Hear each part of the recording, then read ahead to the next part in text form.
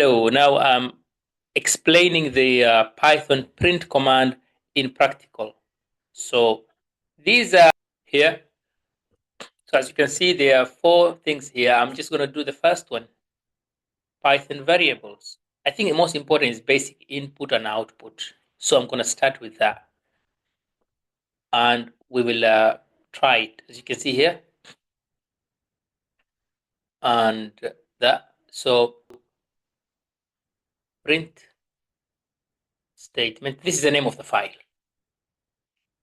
.py. So Python files are always .py. So let's print it now.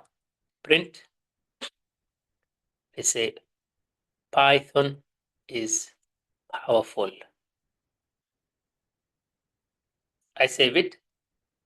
I click here to print it. And it shows down here. As you can see, Python is powerful, shown here. And try printing numbers. Numbers do not need quotation. So let's see, 34. I'm going to print that now.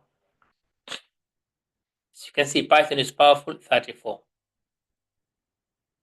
But if I want to print any statement without quotation, it's not going to work. You can see this one. If I print this, there's an error. It's an invalid syntax. Perhaps you forgot a comma.